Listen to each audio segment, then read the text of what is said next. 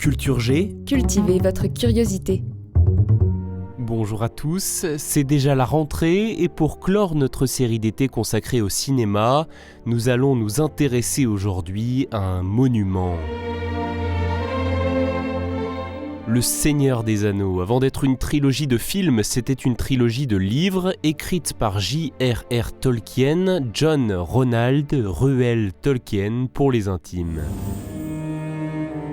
Il a inventé un monde, la Terre du Milieu, avec une histoire, une géographie, des peuples et des langues. Nous allons nous pencher sur l'une d'elles, une mystérieuse, envoûtante et complexe langue elfique, le Quenya. Avec une question, est-il possible de le parler ? Vous m'avez dit de poser une question ? Eh bien c'est ça. Déjà, rappelons que Tolkien, né en 1892 et mort en 1973, était un spécialiste des langues. Il était philologue de formation, linguiste de génie et professeur d'université à Oxford.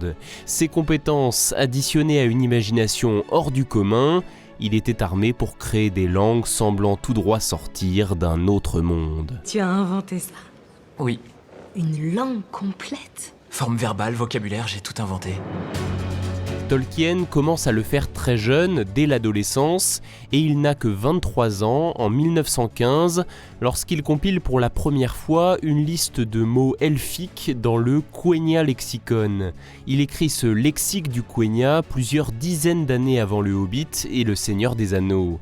Et oui, chronologiquement, l'invention des langues de la Terre du Milieu a précédé, et de loin, l'écriture des romans dans cet univers fantastique.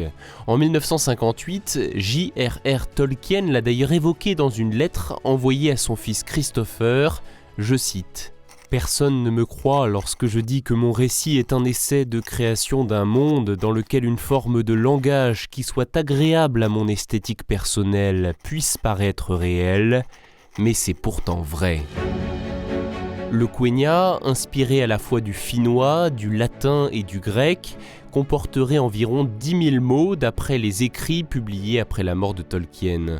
Pour comparaison, parler le français couramment nécessite de connaître entre 3 000 et 5 000 mots. Dans la saga, le Quenya est aussi appelé le Haut-Elfique, et ce n'est qu'une des langues de la Terre du Milieu. Il y a aussi le Sindarin, le Khuzdoul, l'Adunaic ou encore le Noir parlé, qui est la langue de la phrase inscrite sur l'anneau unique. Ce langage est celui du Mordor, que je ne prononcerai pas ici. Le Mordor ? Dans les longs métrages de Peter Jackson, le Quenya est surtout présenté comme une langue de cérémonie. C'est là toute sa magie, elle est incroyablement développée et ne paraît être dans l'œuvre qu'un détail. On l'entend par exemple lors du couronnement dans Le Retour du Roi, quand Aragorn chante.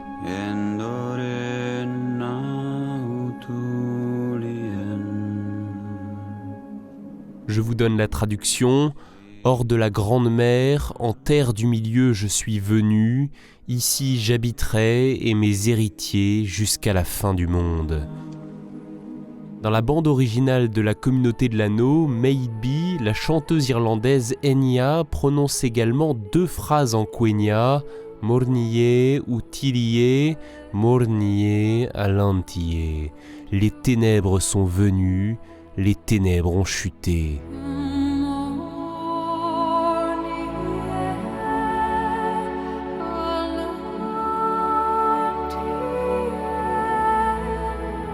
Alors, est-il possible d'apprendre le Quenya ? Oui, quelques bribes. Est-ce possible de le parler couramment ? Non, certainement pas. Bien que la grammaire et le vocabulaire soient suffisamment fournis pour formuler des phrases, la syntaxe et la conjugaison sont faiblement documentées. Son utilisation par des fans est souvent nommée néo-Quenya pour la différencier de sa forme originelle. En fait, Tolkien n'a pas vraiment cherché à créer une langue que d'autres puissent parler.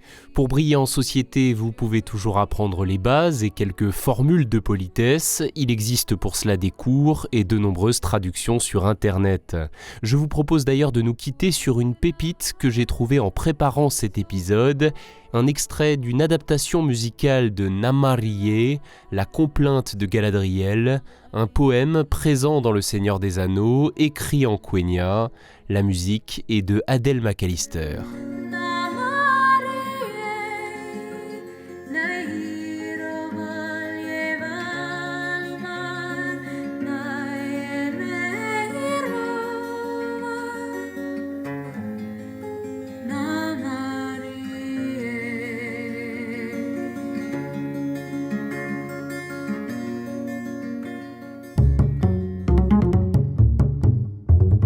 Merci d'avoir écouté cet épisode de Culture G, le dernier de notre série d'été consacrée au cinéma. On se retrouve maintenant lundi prochain pour le lancement de la nouvelle saison de votre podcast culturel préféré.